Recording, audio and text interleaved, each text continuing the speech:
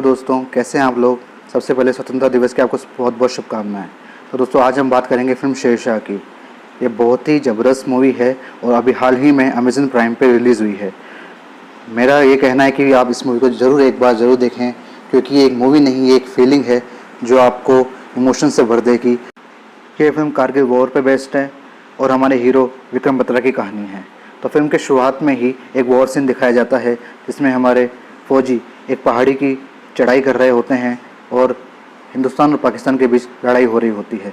जहाँ पे हमें दिखाया जाता है कि हमारे बहुत सारे फ़ौजी मर जाते हैं, शहीद हो जाते हैं, और फिर विक्रम बत्रा अपने सारे सैनिकों को थोड़ा पीछे हटने को कहता है और वो कहता है कि मैं आगे जाता हूँ और प्लीज़ मुझे कवर देना।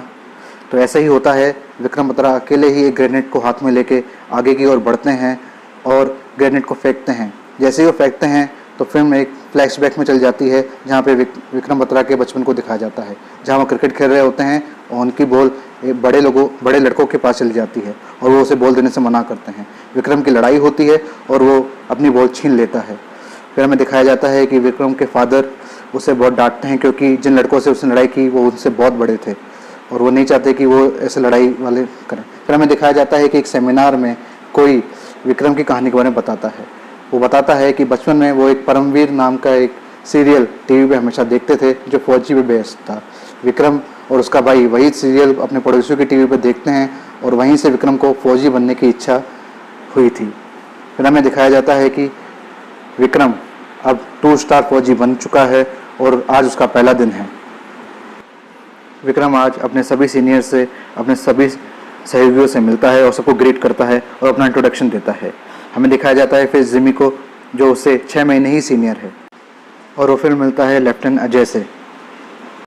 विक्रम की पोस्टिंग जम्मू कश्मीर में होती है, जहाँ पे वो आम नागरिकों के बीच उनकी सुरक्षा करता है, जिसकी कमांड जिमी के हाथ में होती है। वहाँ देखते हैं कि विक्रम सभी आम नागरिकों से बहुत घुल मिल जाता है। वो उसे चाय पूछते हैं और वहाँ देखता है कि वहाँ पे एक लड़का असलन आता है।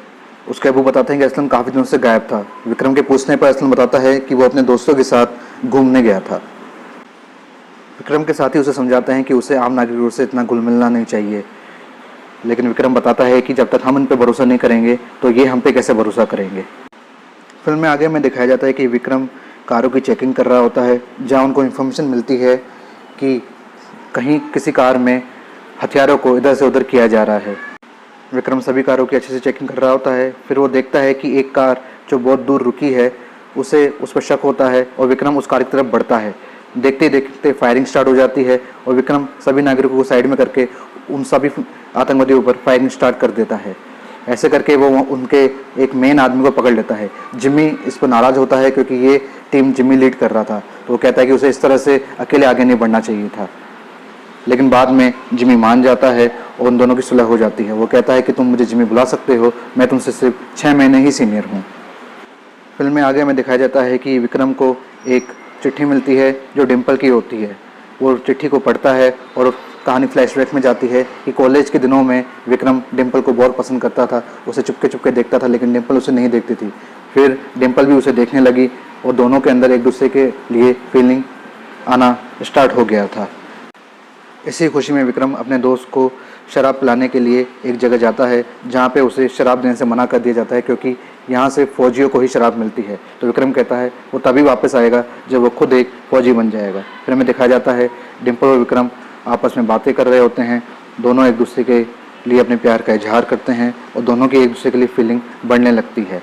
धीरे धीरे ये प्यार परवान चढ़ता है और ये रोमांटिक ट्रैक भी यहाँ पे आता है, जो बहुत ही अच्छा लगता है। फिर हमें आगे दिखाया जाता है कि एक दिन विक्रम और डिम्पल साथ होते हैं और विक्रम डिम्पल को उसके घर के यहाँ पे ही प्रपोज करने लगता है।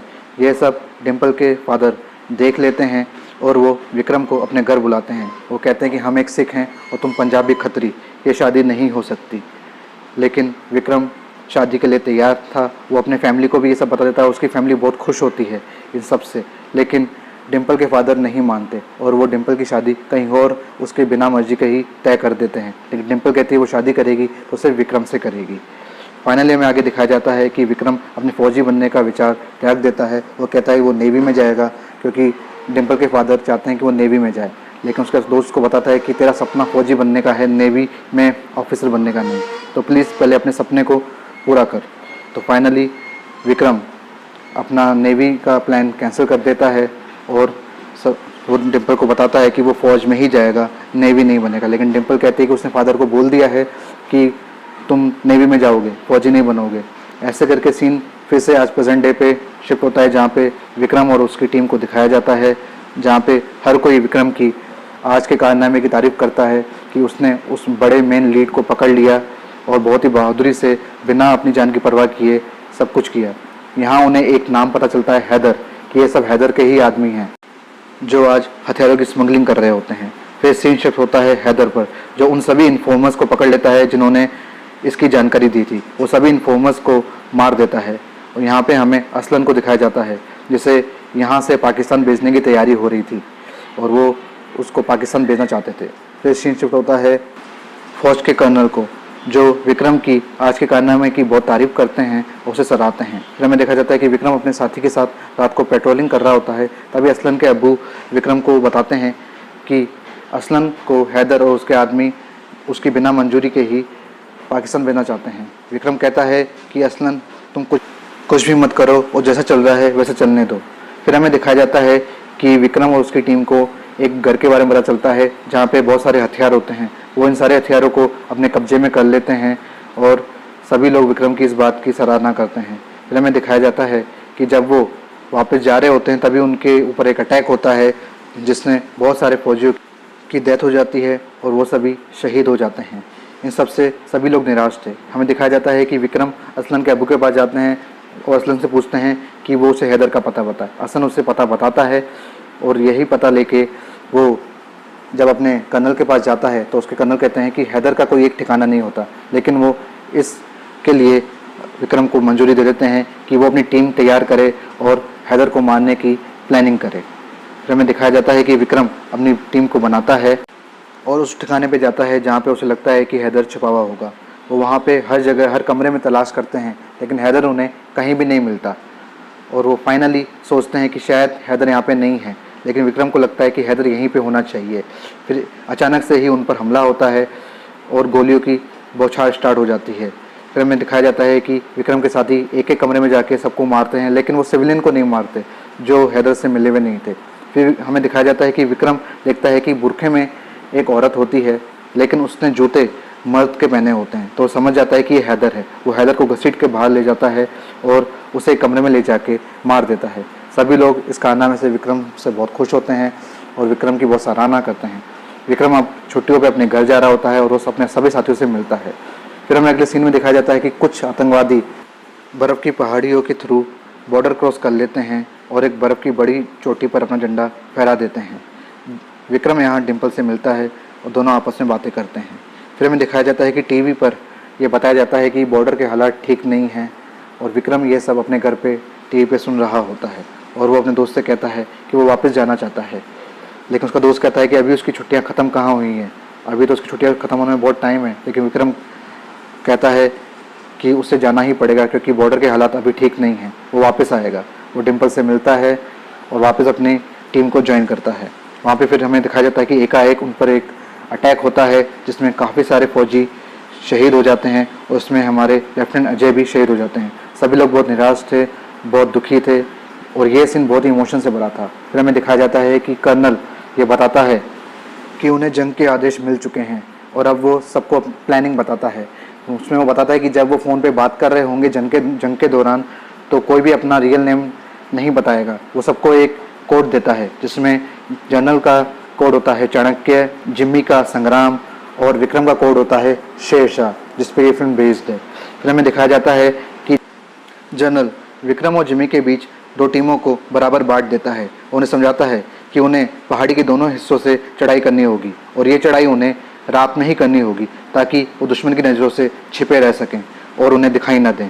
और वो बताता है कि जब वो चढ़ाई कर रहे होंगे तो यहाँ पे वो खुद दूसरी तरफ से फायरिंग स्टार्ट कर देगा ताकि आतंकवादी को लगे कि हमला कहीं और से हो रहा है और विक्रम और जिम्मी उन पर एकदम से हमला बोल दें। फिर हमें दिखाया जाता है कि विक्रम उनके बंकरों को तोड़ देता है, आतंकवादियों को सब को मार गिराता है और वहाँ पे अपनी जीत दर्ज करता है। और फिर वो कर्नल को एक मैसेज देता है जो एक विक्ट्री कोड होता है, और वो कोड होता है ये दिल मांगे मोर। और फाइनली विक्रम ये जंग जीतता है, वहाँ पे तिरंगा फहरा देता है।